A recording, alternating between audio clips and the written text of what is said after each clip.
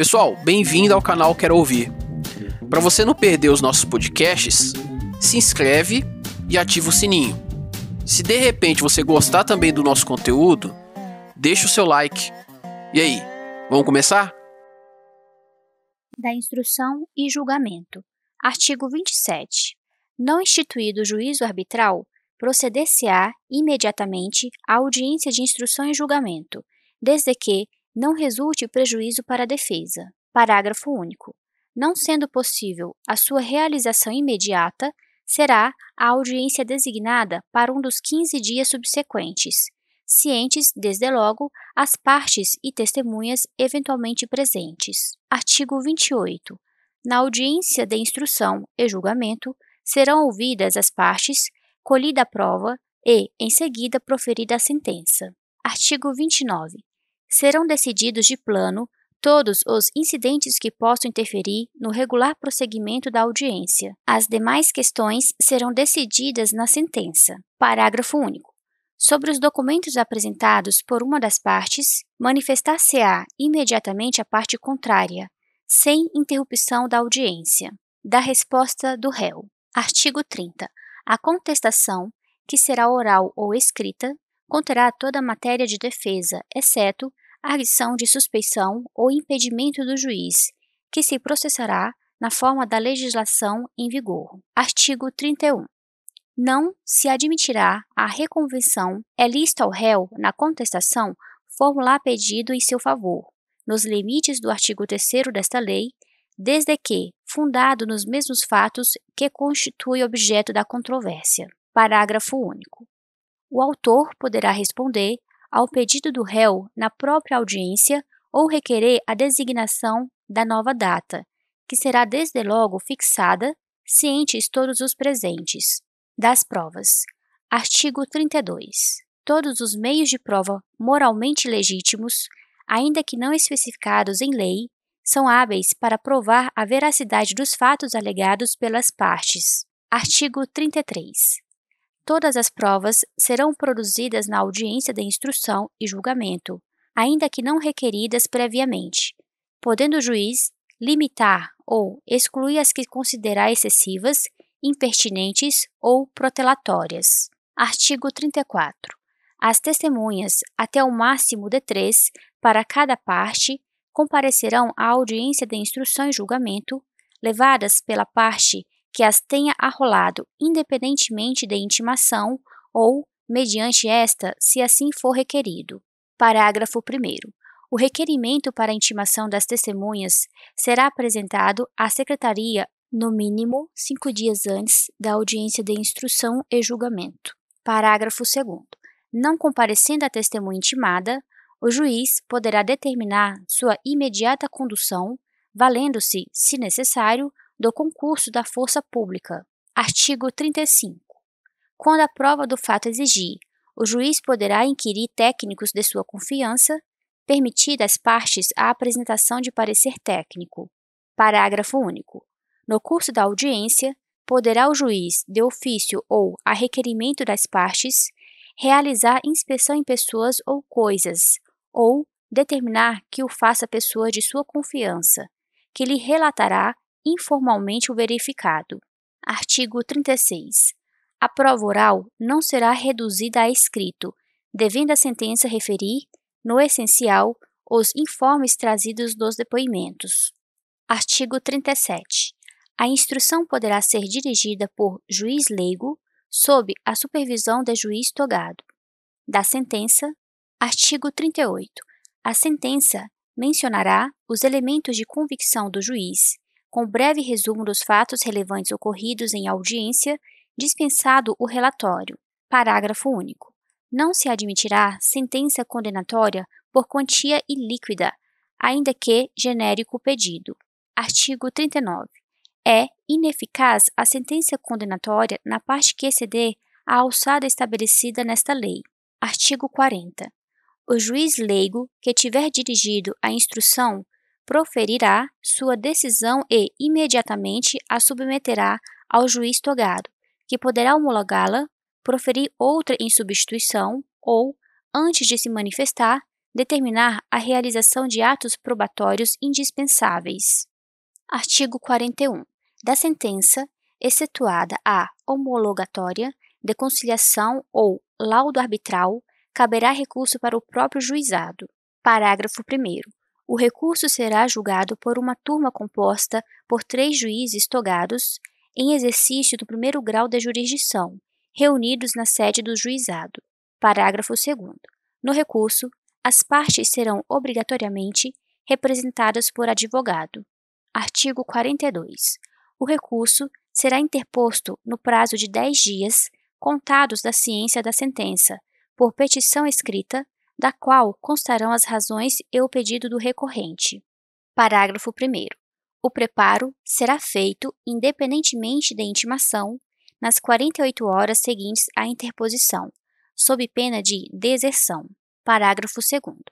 Após o preparo, a Secretaria intimará o recorrido para oferecer resposta escrita no prazo de 10 dias. Artigo 43. O recurso terá somente efeito devolutivo, podendo o juiz dar-lhe efeito suspensivo para evitar dano irreparável para a parte. Artigo 44. As partes poderão requerer a transcrição da gravação da fita magnética a que alude o parágrafo 3º do artigo 13 desta lei, correndo por conta do requerente as despesas respectivas. Artigo 45. As partes serão intimadas da data da sessão de julgamento. Artigo 46.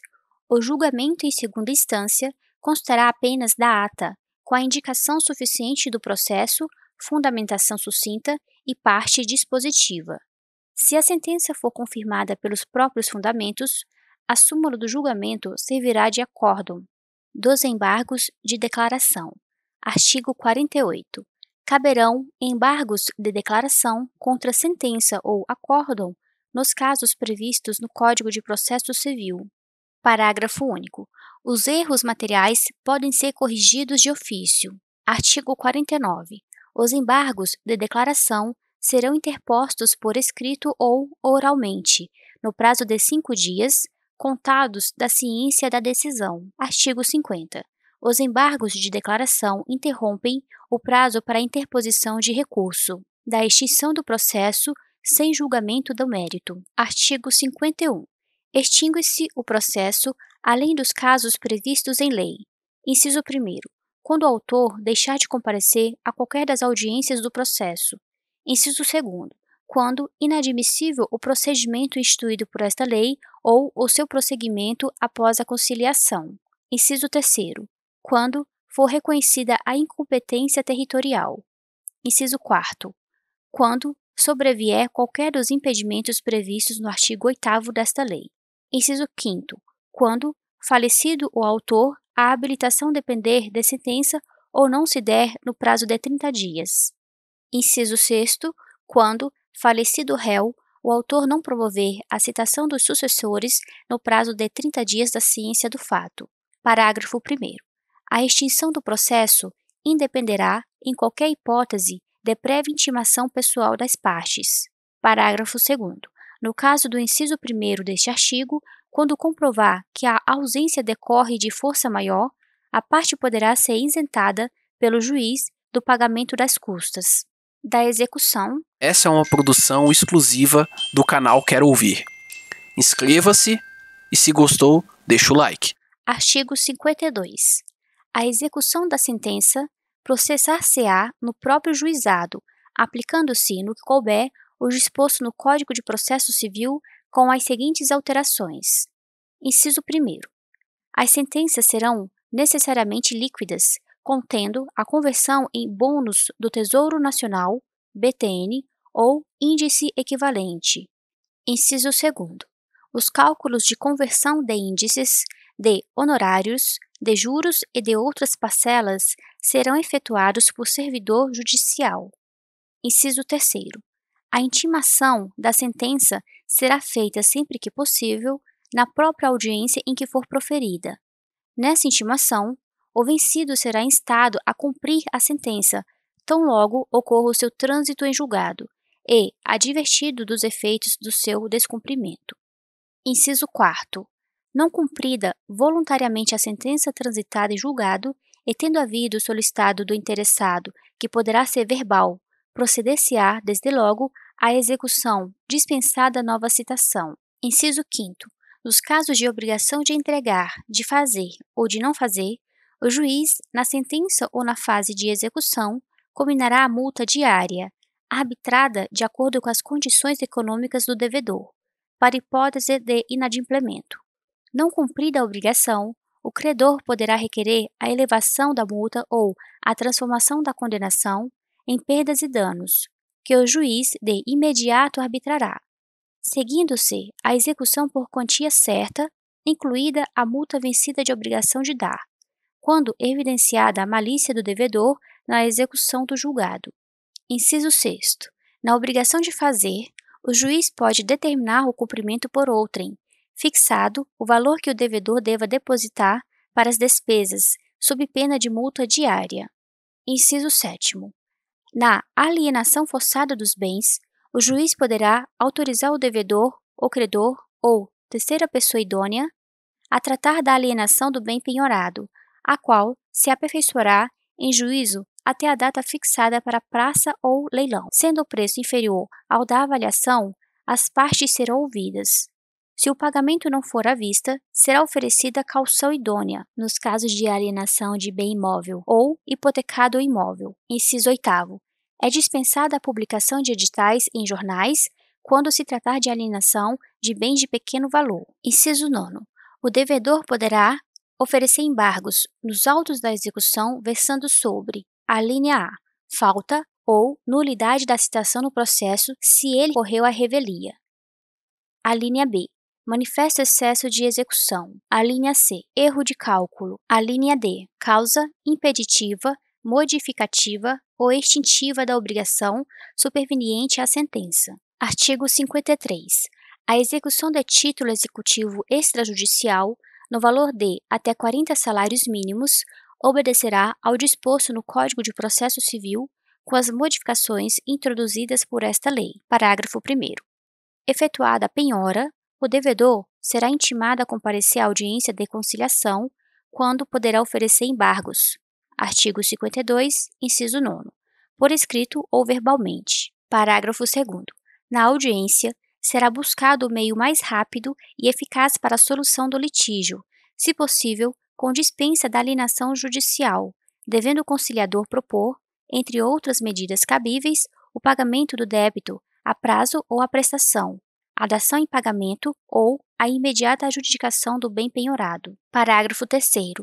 Não apresentados os embargos em audiência, os julgados improcedentes, qualquer das partes poderá requerer ao juiz a adoção de uma das alternativas do parágrafo anterior. Parágrafo 4º. Não encontrado o devedor ou inexistindo bens penhoráveis, o processo será imediatamente extinto, devolvendo-se os documentos ao autor. Das despesas. Artigo 54. O acesso ao juizado especial independerá, em primeiro grau de jurisdição, do pagamento de custas, taxas ou despesas. Parágrafo único. O preparo do recurso, na forma do parágrafo 1º do artigo 42 desta lei, compreenderá todas as despesas processuais, inclusive aquelas dispensadas em primeiro grau de jurisdição, ressalvada a hipótese de assistência judiciária gratuita. Artigo 55. A sentença de primeiro grau não condenará o vencido em custas e honorários de advogado, ressalvados os casos de litigância de má-fé. Em segundo grau, o recorrente vencido pagará as custas e honorários de advogado, que serão fixados entre 10% e 20% do valor de condenação, ou, não havendo condenação, do valor corrigido da causa. Parágrafo único. Na execução, não serão contadas custas, salvo quando, inciso 1º, reconhecida a litigância de má-fé, inciso 2º, improcedentes os embargos do devedor, inciso 3º, tratar-se de execução de sentença que tenha sido objeto de recurso improvido do devedor. Pessoal, terminamos por enquanto, mas esse podcast continua. Dá uma olhada na nossa playlist e ativa as notificações para você não perder a continuação do conteúdo.